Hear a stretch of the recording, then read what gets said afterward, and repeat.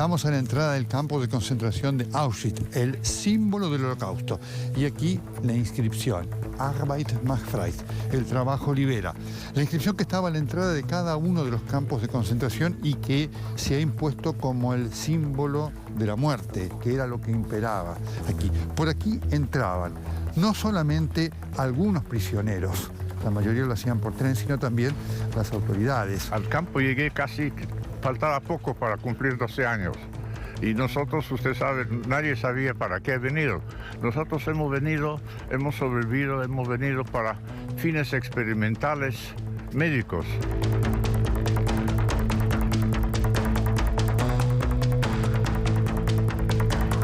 I came here with my family, my mother, my grandmother, and my father and brother. I am myself one of the survivors who escaped from the barracks. Estamos con una sobreviviente, les quiero decir, ¿no es cierto? Y es emocionante y conmovedor. Miren aquí el número. Did you see many dead people? ¿Vio mucha gente muerta? More dead than live people. Vio más gente muerta que gente They viva. were gassing the children.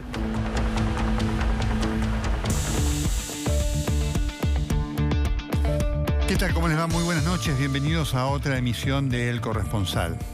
La conmemoración de los 75 años de la liberación del campo de concentración de Auschwitz marcó sin duda un hito en la agenda social, política, cultural, la agenda de la memoria de este año.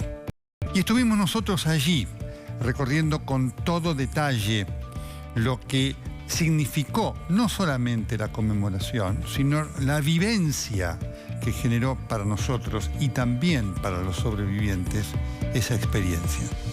Caminar por ese lugar de muerte transmite muerte. Aún hoy, a 75 años, sea en Auschwitz I, el primer campo, en donde estuvieron destinados 70.000 ciudadanos polacos que eran fundamentalmente integrantes de la resistencia al nazismo, algunos judíos, otros no.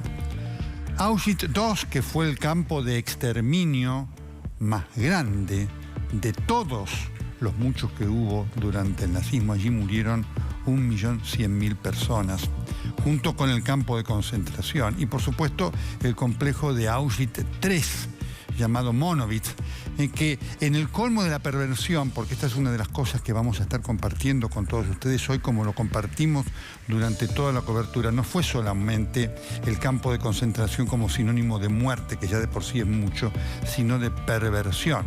El campo de Auschwitz III, Monowitz, estaba destinado a que los reclusos trabajaran en la empresa IG Farben.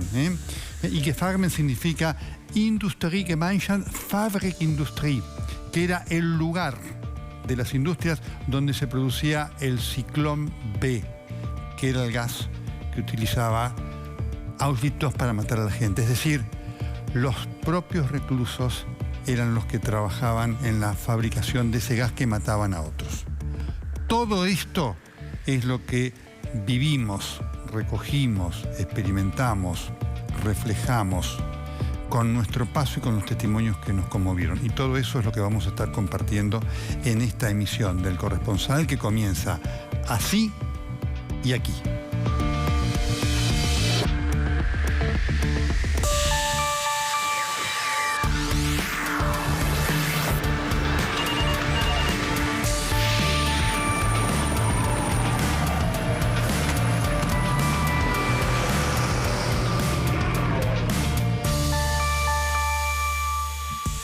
Una de las cosas más impactantes que por supuesto pudimos recoger fue el testimonio de las víctimas. La mayoría llegó allí por primera vez.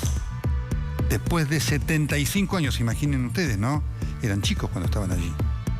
Nunca habían estado allí. Y muchas de ellas hablaban por primera vez. Ustedes saben, antes de ir al testimonio doy este dato.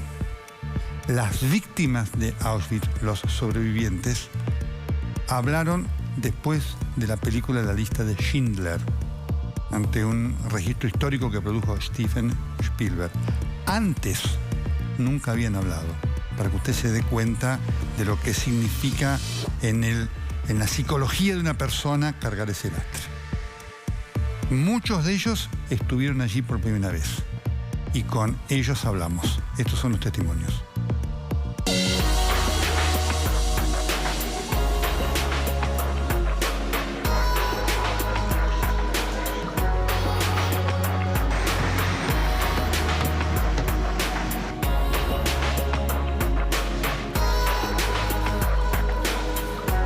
Acabamos de llegar al aeropuerto internacional de Cracovia y aquí estamos para comenzar lo que va a ser la cobertura del corresponsal de los 75 años de la liberación del campo de concentración de Auschwitz, un testimonio del Holocausto.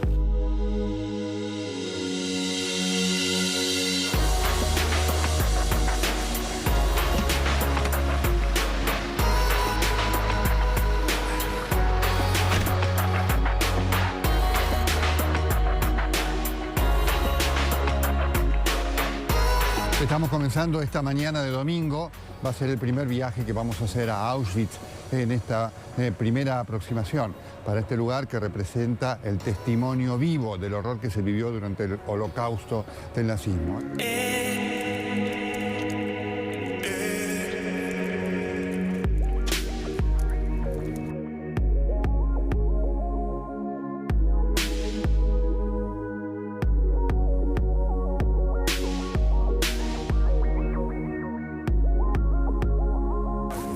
Acabamos de llegar a Auschwitz, el campo de concentración que representa el símbolo de la tragedia y la atrocidad del Holocausto. Vamos a recorrerlo con todo detalle y hablar con sobrevivientes que van a dar un testimonio que seguramente será impactante.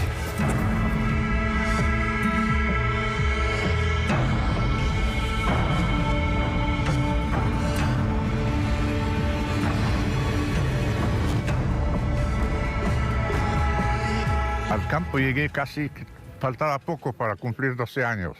Y nosotros, usted sabe, nadie sabía para qué he venido. Nosotros hemos sobrevivido, hemos venido para fines experimentales médicos. Y esa es la razón que nos ha mantenido en vida, porque niños no necesitaban acá. Y después de varios meses estando en Auschwitz, nos mandaron a otro campo más cerca en Alemania, porque el científico residía en Alemania. Entonces él venía y así nos inyectaban la hepatitis y hacían los experimentos, lo que han querido. Con ustedes la experimentación era por la hepatitis B. Hepatitis B. ¿Por qué?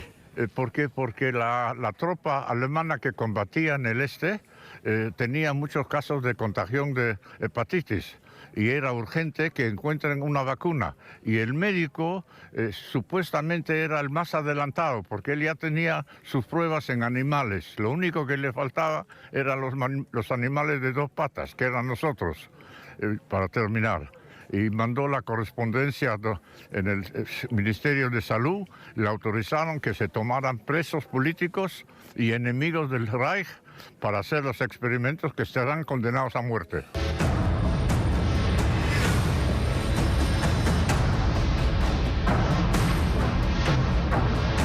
Usted aquí lo conoció a Joseph Mengele. Yo trabajé donde Joseph Mengele en los tiempos de meses de espera de ser trasladado de acá para Sachsenhausen. Y entonces Mengele se quejó porque ¿por qué vivimos nosotros acá y no nos pasa nada? No termina, porque aquí se entraba en este campo para terminar dentro de un lapso de tiempo. Y nosotros ya teníamos 3 meses acá y el doctor ordenó que nos trasladaran a otro campo de concentración que era Sachsenhausen, cerca de Berlín. Y ahí quedamos hasta la marcha de la muerte. Cuando llegó ya el frente ruso avanzó, nos evacuaron al norte y caminábamos 14 días para llegar a Lübeck, cerca de Hamburgo, y fuimos liberados por los ingleses. Y ahí comenzó el drama, las consecuencias. Quedé solo de una familia numerosa y terminé en Francia. ¿Qué siente hoy de estar acá? Hoy día siento que mucha pena, estoy muy emocionado. No lo puedo creer y tengo que seguir viviendo. Tengo familia grande, tengo descendencia de 4 generaciones y estoy feliz.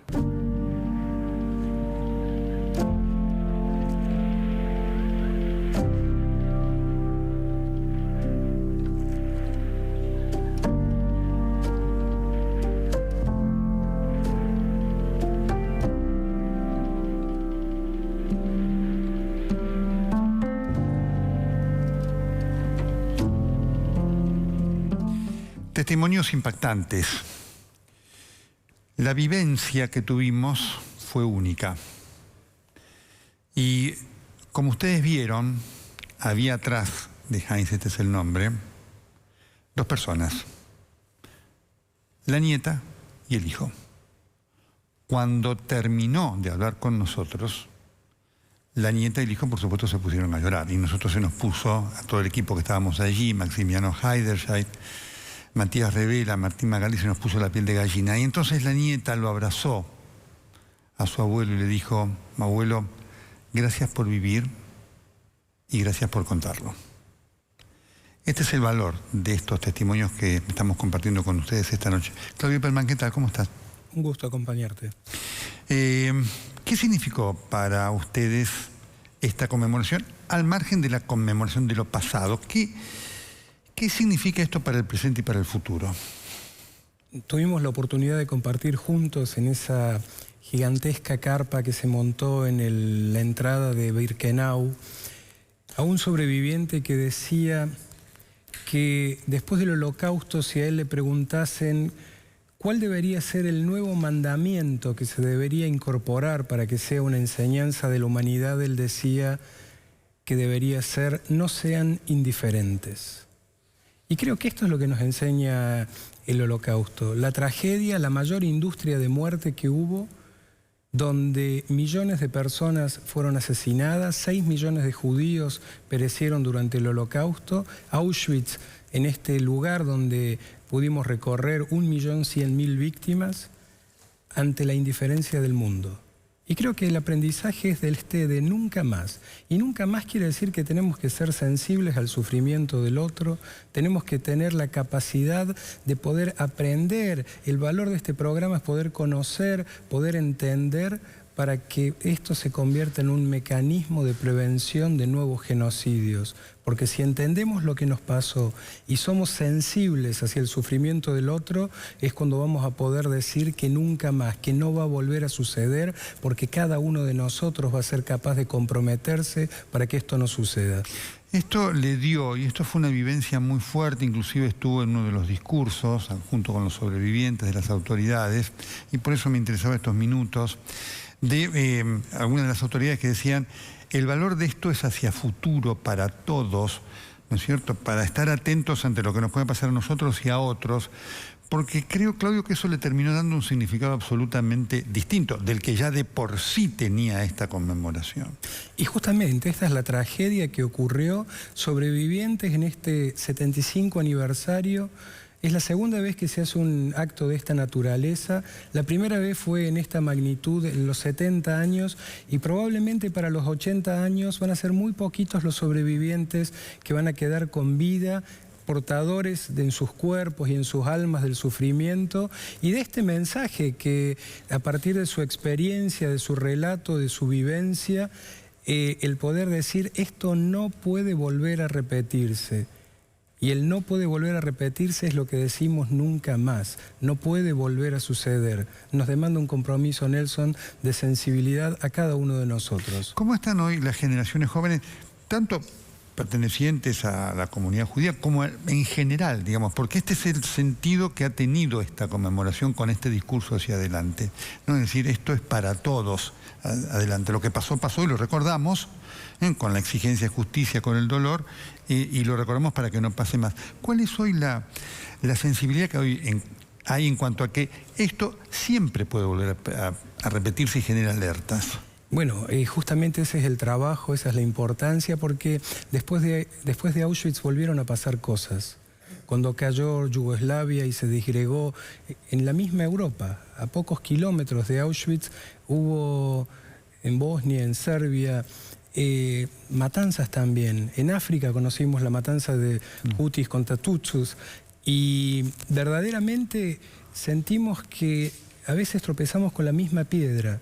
Y es acá donde tenemos que reforzar este mensaje de ser sensibles, porque si seguimos siendo indiferentes, nada nos garantiza que no va a poder volver a ocurrir. Está verdaderamente en la sensibilidad y en la responsabilidad, en el poder, en esta construcción de ciudadanía que debemos ejercer, el poder decir no queremos que esto suceda. Parar el ejército nazi cuando verdaderamente fue capaz de montar estos monstruosos campos de muerte era un poco más difícil. Pero estos campos de muerte empezaron con pequeños actos de discriminación contra los judíos en Alemania, cuando era muy simple decir, no se puede discriminar, porque de la discriminación con la discriminación se siembra un germen que crece, crece, crece y termina con lo más horrible que es la muerte.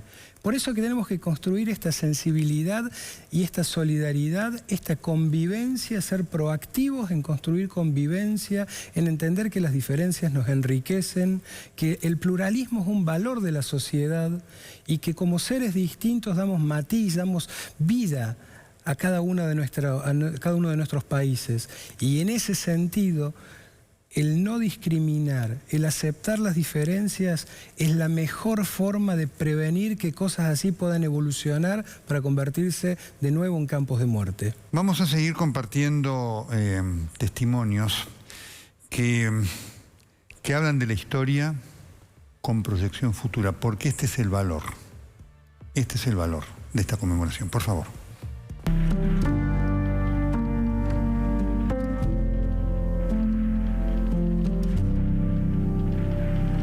Estamos a la entrada del campo de concentración de Auschwitz, el símbolo del Holocausto.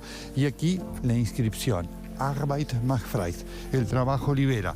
La inscripción que estaba a la entrada de cada uno de los campos de concentración y que se ha impuesto como el símbolo de la muerte, que era lo que imperaba aquí. Por aquí entraban no solamente algunos prisioneros, la mayoría lo hacían por tren, sino también las autoridades, los que trabajaban aquí y que por supuesto tenían que ver con cada una de las tareas destinadas a cumplir con un solo objetivo, el exterminio de lo que buscaban a través de toda esta metodología atroz que estamos mostrando en este testimonio de recuerdo de este hecho imborrable para la historia de la humanidad.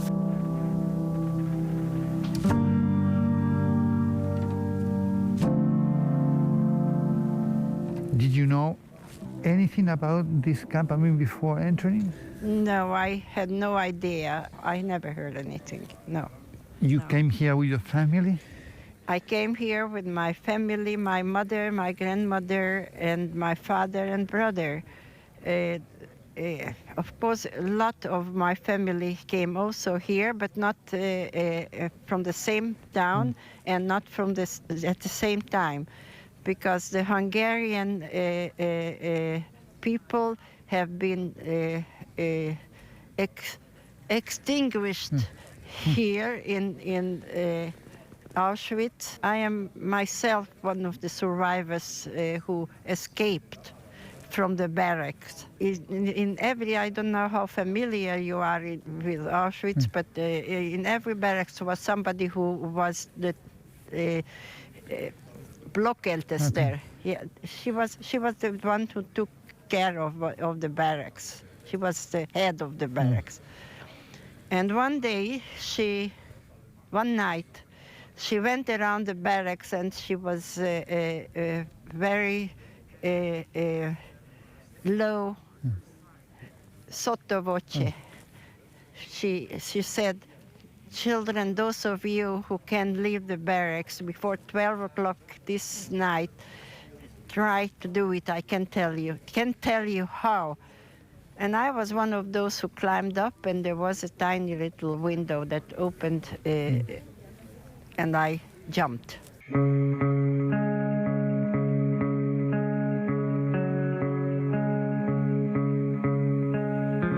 Estábamos caminando por las calles interiores de Auschwitz, este campo que se inauguró en 1940 y que tuvo como su primer jefe a Rudolf Hess.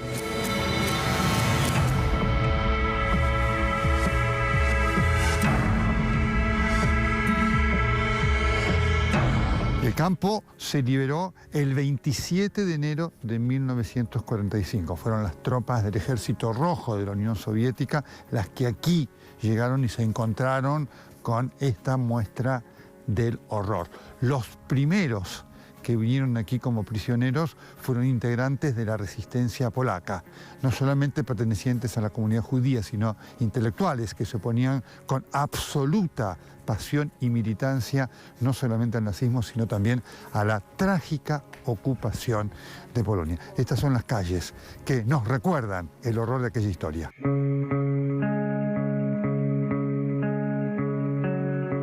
Estamos con una sobreviviente, les quiero decir, ¿no es cierto? Y es emocionante y conmovedor. Miren aquí el número.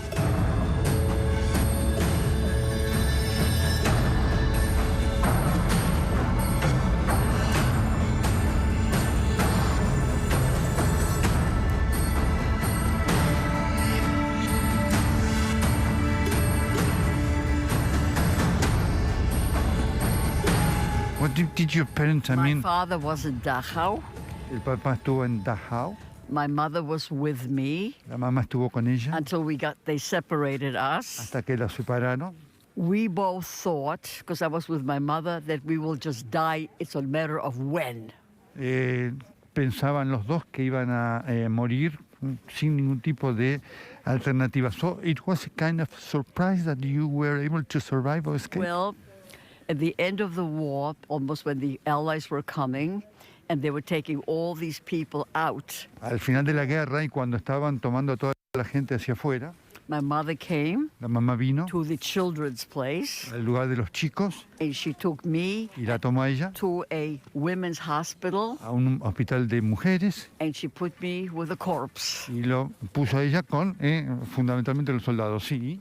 And And she covered me up, and she took another corpse. y la cubrió y tomó otro de los soldados, sí. When the Germans came into the hospital, began to look at everybody, I stopped breathing almost. Y cuando vinieron los alemanes la puso con todo el mundo, estaban con los cuerpos y paró de respirar. And they didn't find me, and they took all the people out, and we were left in the hospital with the dead. Y llamaron a toda la gente afuera y ellos fueron dejados en el hospital con los muertos. That's, I mean, shocking to hear that. Imagine to live, to have that experience, no? The corpse was the safest place I could be. A corpse doesn't hurt you. A corpse doesn't kill you. This was my protector. I always thought of this young woman. She was a young woman who died to save me. I was holding her like that. I wasn't scared of the corpse. So, ella no estaba temerosa fundamentalmente de quienes estaban allí porque dice que la protegieron para evitar su muerte. And did you see many dead people? ¿Vio mucha gente muerta? More dead than live people.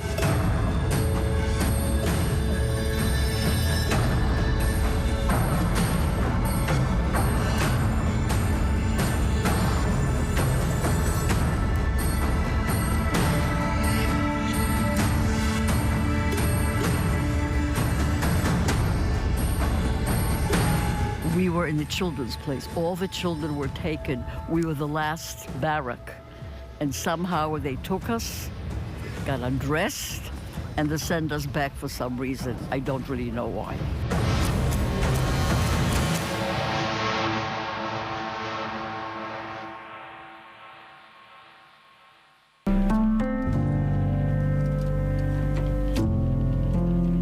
Estamos entrando en una de las barracas en donde estaba la gente, estaban los prisioneros, y es impactante. Ahí están los trajes que utilizaban. Es estremecedor verlos.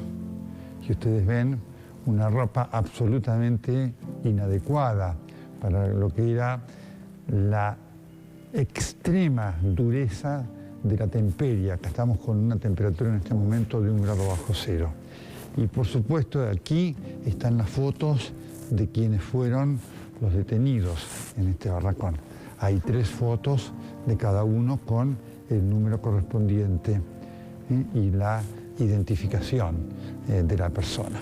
Una de las características que tenían que ver con la perversidad de la metodología que aquí se aplicaba era que las pertenencias de las víctimas eran parte de los botines en que buscaban apropiarse los nazis, ¿no? Y acá tenemos, estos son lentes que se habían apropiado, tanto los marcos como los cristales, y que formaban parte de ese botín.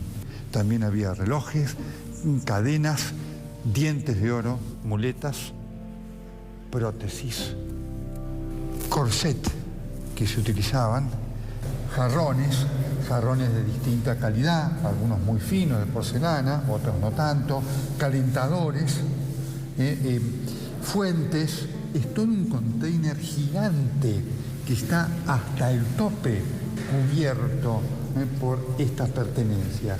No había límites para lo que era no solamente la decisión de acabar con la vida de quienes aquí estaban, sino para la perversión, para quedarse con absolutamente todos los que le pertenecían, lo que era producto del trabajo de una vida. Auschwitz.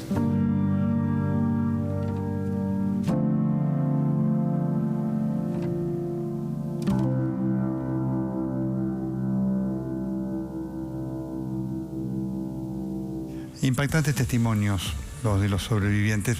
Claudio, hay sobrevivientes argentinos que, obviamente, gente grande, a quienes se les hacía imposible el viaje, ¿no? Hay ciudadanos argentinos que sobrevivieron el Holocausto, que la Argentina, cuando culminó la guerra, los acogió, les ofreció la posibilidad de reconstituir sus vidas, tuvieron la oportunidad, muchos de ellos, de casarse, de tener hijos, de tener nietos y de poder integrarse a la sociedad con este mensaje que decíamos recién, digamos, de que la necesidad de poder reconocernos como distintos, la posibilidad de reconstituir vida después del horror, la posibilidad de poder dejar su legado a la sociedad, su experiencia, reunidos estos familiares de sobrevivientes, de segunda generación, de tercera generación, en este compromiso de perpetuar memoria. Y esto creo que tiene que ver como este acto muy importante que hubo en la puerta de Auschwitz, donde hubo delegaciones de más de 60 países, jefes de Estado, reinas, reyes, sobrevivientes, 3.000 personas.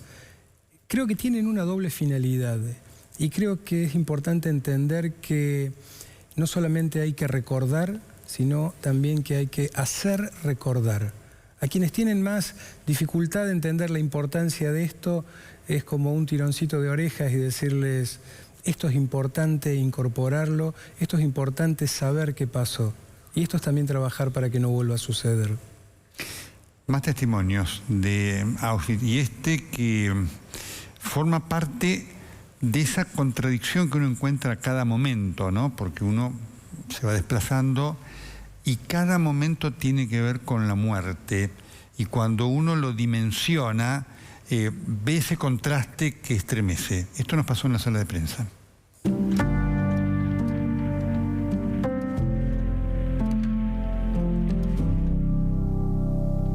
Ustedes ven la sala de prensa. Pero la sala de prensa está montada, todo es histórico aquí, en un lugar altamente significativo. Este era el edificio a donde llegaban los internos del campo de Auschwitz-Birkenau. Y era el lugar en donde eran no solamente recibidos, se los desnudaba, se les sacaba la ropa y la ropa era puesta allí en donde se desinfectaba. Acá ven ustedes las fotos.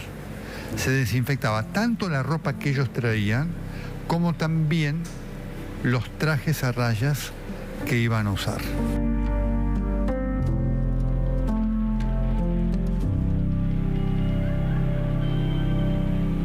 Esos lugares donde se desinfectaban la ropa eran estos que ustedes están viendo.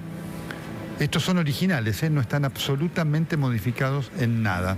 Son como autoclaves, podríamos decir, en donde a altas temperaturas y con vapor la ropa era desinfectada. Se les sacaba la ropa y se lo desinfectaba. Pero ¿qué pasaba? Permanecían desnudos aquí durante horas en este lugar que ahora está calefaccionado.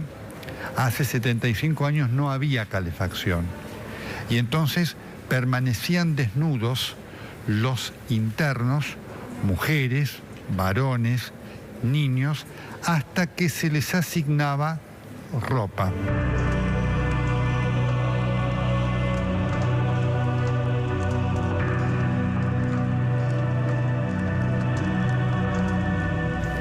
La ropa que se les asignaba, que eran estos trajes a rayas que ustedes ven acá, ¿sí?, tenían dos características. Podía ser que sea ropa nueva, sin uso, y entonces la persona recibía esa ropa nueva. Pero podía ser también que por la cantidad que llegaba no hubiera ropa disponible en el momento, y entonces la espera se hacía muchísimo más larga. Cuando no había ropa disponible, se debía entonces ir a buscar a ropa que había sido usada por alguno de los prisioneros ya asesinados. Y esa ropa estaba gastada, estaba ropa porque la calidad era muy mala, era, como les decía yo, arpillera. Así que este lugar, ustedes imagínense, ¿no es cierto? Acá en estos pasillos, acá por donde estoy caminando, por donde estamos caminando, acá hubo detenidos.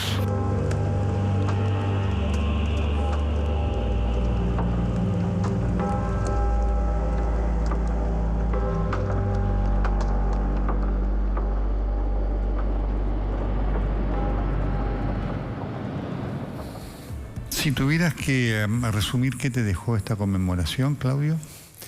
Esta conmemoración principalmente es una experiencia absolutamente movilizadora desde lo vivencial, el haber compartido esa ceremonia en la entrada de Auschwitz y por sobre todas las cosas el reafirmar estos valores que significan que debemos ser activos en trabajar para que un hecho como este, que pasó hace poquitos años en la historia, tan poquitos que aún quedan sobrevivientes, podamos garantizar que no van a volver a suceder nunca más. Gracias, Claudio. Gracias. En nuestro viaje hacia Auschwitz, hacia la ciudad de Oświęcim, donde está Auschwitz, pasamos por Cracovia.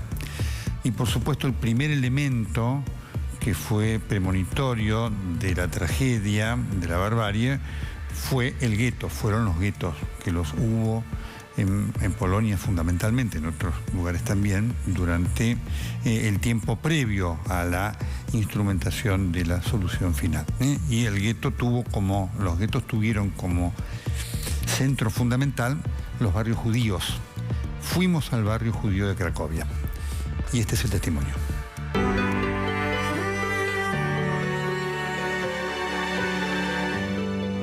Estamos en Cracovia, en este momento, en este día, en esta recordación de los 75 años de la liberación del campo de concentración de Auschwitz, el campo más importante desde el punto de vista numérico de toda la política de exterminio del nazismo. Estamos aquí en el barrio judío, estamos con Tomás, que pertenece al Congreso Latinoamericano Judío, y por supuesto te preguntamos, Tomás, ¿esta es la sinagoga más antigua de Cracovia? Esta es una de las sinagogas más antiguas, es la sinagoga de Remú, se remonta al siglo XVI aproximadamente, la vida judía acá tiene más de 1000 años, y próximo a la sinagoga está el cementerio judío. El cementerio, de hecho, es bastante paradójico. Luego de la guerra, además de la destrucción que sufrió esta sinagoga, que al día de hoy es una sinagoga activa y bueno, uno puede ver también la gente que viene a rezar asiduamente. Las lápidas que se encontraban en el cementerio, este es uno de los 7 cementerios que hay en la ciudad de Cracovia, se utilizaron para realizar las paredes que dividen la de separación entre la sinagoga y la parte de la plaza esta central, digamos, de la parte judía del barrio.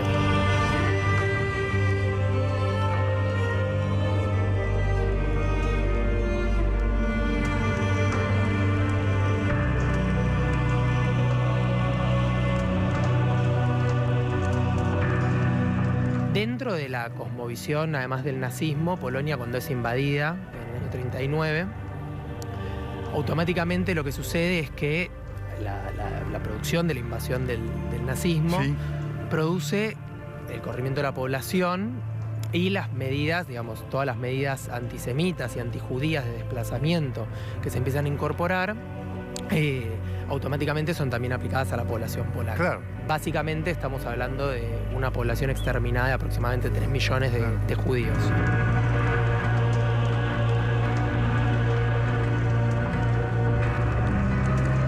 A posteriori se va a producir el proceso de guetoización, que bueno, acá estamos también cerca del... Exacto, el gueto de aquí de Cracovia. Cracovia, exactamente. El corrimiento poblacional se produjo hacia los guetos, que eran zonas más desfavorecidas de la ciudad, no necesariamente donde estaba localizado el barrio judío. Digamos que esto a veces mucha gente cree que hay una cercanía entre el barrio judío y el gueto. Eran zonas muy desfavorecidas, se enviaba a toda la población al gueto, donde quedaba encerrada. Hay guetos de distintos tipos, algunos más abiertos, otros más cerrados, dependiendo la tipología del gueto. Y dentro de esa lógica se produjo hasta el exterminio, cuando empieza el plan de exterminio, lo que los teóricos dicen que fue a partir de la conferencia de Wannsee. A partir de Wannsee empieza el exterminio y la deportación a los campos de exterminio propiamente dicho. Pero bueno, la guetoización y el proceso de guetoización es un proceso que también produjo la muerte de cientos de miles de personas.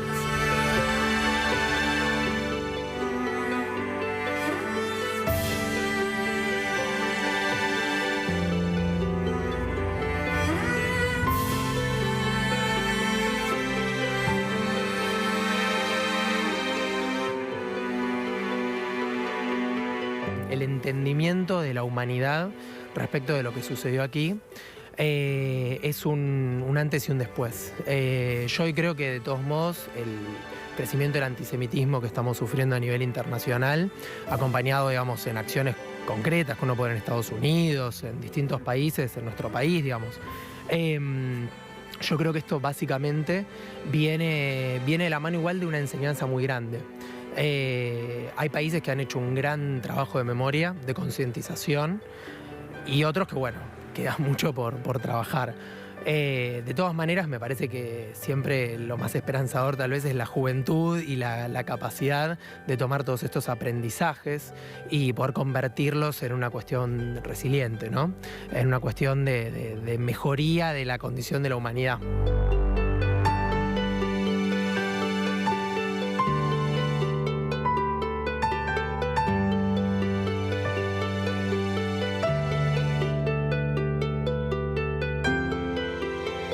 Auschwitz, la potencia de un pasado que no debemos olvidar. Vamos al corte. Cuando volvamos estamos con el coronavirus, otro de los temas que en este momento impacta a todo el mundo.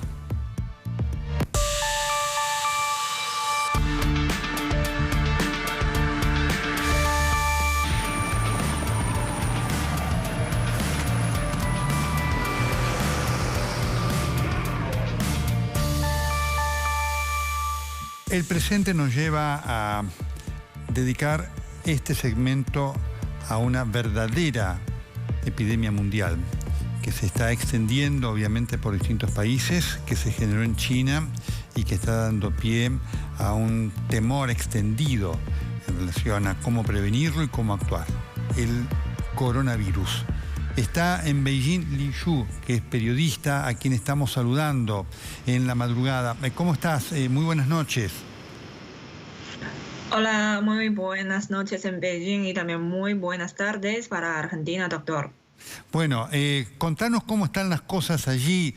Las informaciones son preocupantes. Murió el médico, Li Bilan, que fue el que descubrió el tema del coronavirus. ¿Qué es lo que está pasando, tanto en Wuhan como en el resto de China? La situación ahora en Beijing es donde vivo yo. En las calles se ve semivacías y no hay tránsito, no hay como a la normalidad, como mucha gente en la calle, pero todo esto se debe principalmente por las medidas que ponemos ante el riesgo del contagio del nuevo coronavirus.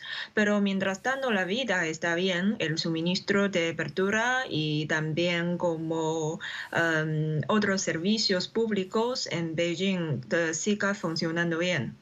La gente... Y aparte de estos días, yo creo que la gente, los habitantes, poco a poco, con el conocimiento cada vez más sobre el nuevo virus, menos miedo y están cada día como más que tener más calma.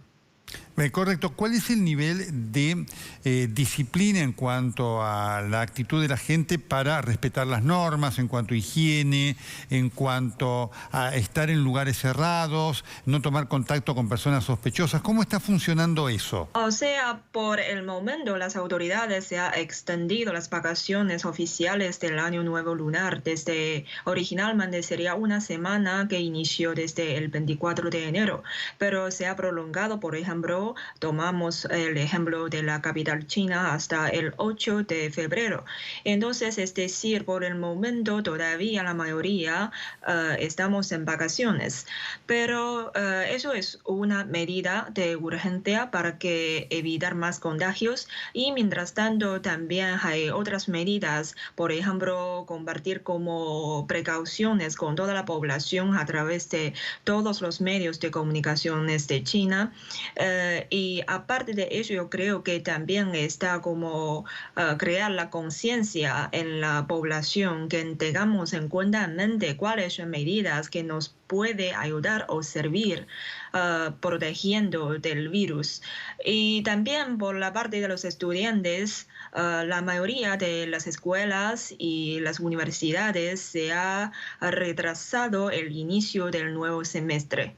Todas estas medidas son como urgente para esta situación. Y mientras tanto también para aquellas entidades que necesitan trabajo durante las vacaciones, también hay como medidas de protección. Por ejemplo, a la salida y la entrada de la oficina, del edificio, puede como ver como hay gente que le ayuda para chequear la temperatura corporal.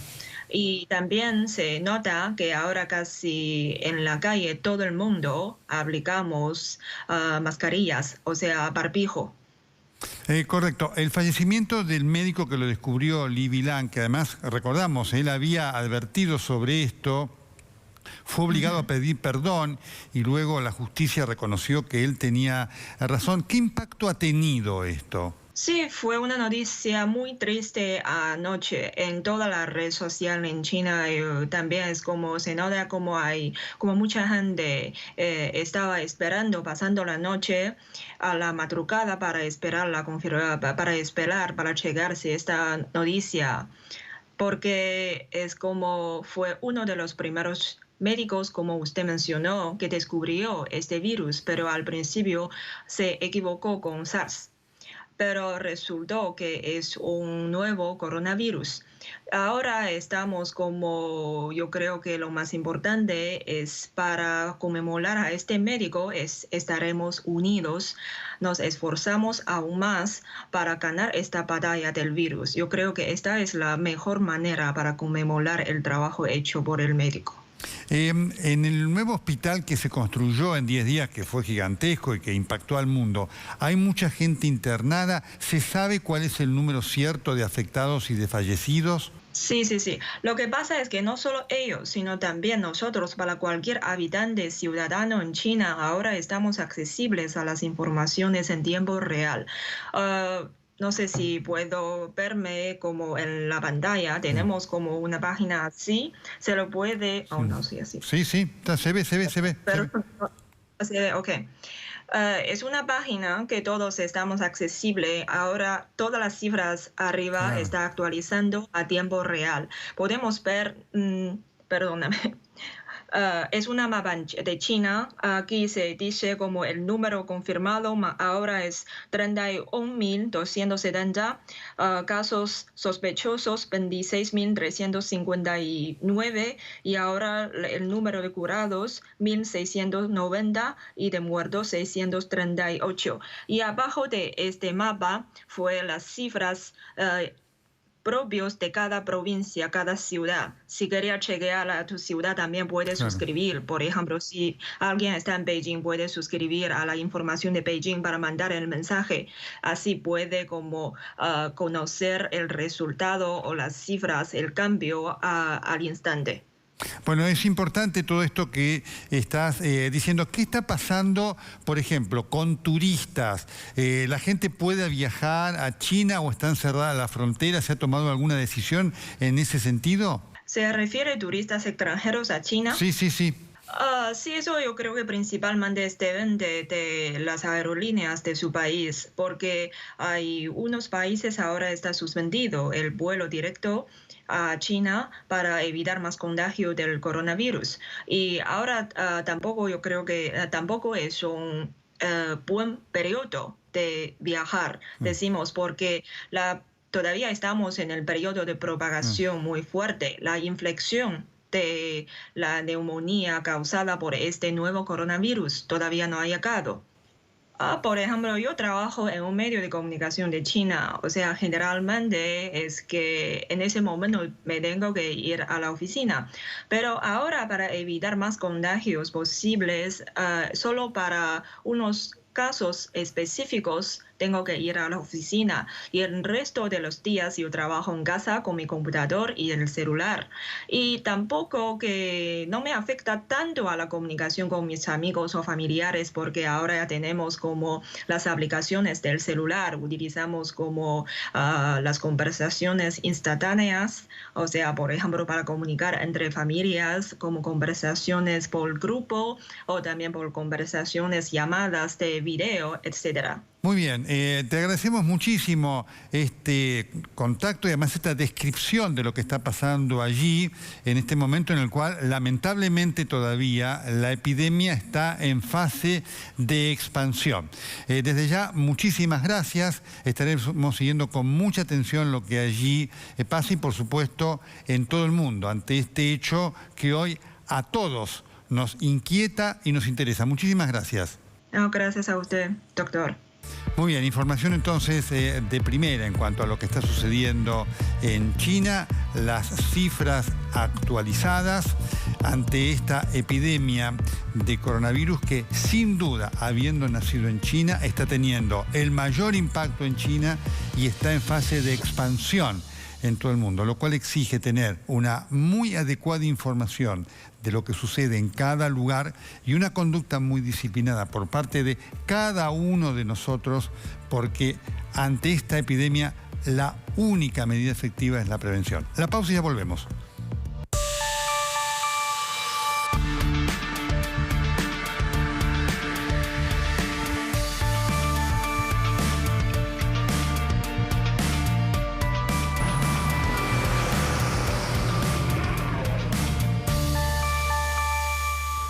Muy bien, bueno, un programa intenso hemos compartido hoy con todos ustedes, con esta entrevista que hemos hecho con la periodista china, que nos da una idea de lo que está sucediendo allí en cuanto a la expansión, la fase de expansión, en la cual hoy todavía nos encontramos en relación a esta epidemia de coronavirus que está golpeando fuertemente a China y se está extendiendo, lamentablemente, por el mundo. Una alerta universal que va a durar un tiempo. Y después, por supuesto, con el impacto del recuerdo de Auschwitz, con los testimonios de los sobrevivientes, nos impactó a todos acá, volverlos a escuchar, con lo que hablábamos con Claudio Eppelman, con las imágenes, con, insisto, esto, ¿no? La visión de la muerte y de la perversión. La gente que iba a Auschwitz no sabía que iba a morir. Creía que iba a trabajar como esclava. Por eso se llevaban el cepillo de diente, la brocha de afeitar, el calentador, la tetera, las cucharitas. Es tremendo. Todo eso se lo quedaron sus asesinos. Una muestra de perversidad enorme. Y esta recordación, la de los 75 años, con estos testimonios, le da enorme validez a aquella célebre frase de un visionario, George Orwell, que dijo: quien controla el presente, controla el pasado, y quien controla el pasado, controlará el futuro. Por eso, en este presente, tenemos que conocer muy bien ese pasado, muy bien. Recordarlo con toda intensidad, para que nadie venga a querer repetirlo. Si ese pasado lo negamos, vendrá alguien que querrá controlar nuestro futuro y repetir ese pasado ominoso. Este es el mensaje de esta recordación y esta conmemoración que hemos cubierto con todo detalle y les confieso con toda emoción. Los espero el próximo sábado aquí en El Corresponsal. Sabrá el destino desde dónde. Muchas gracias.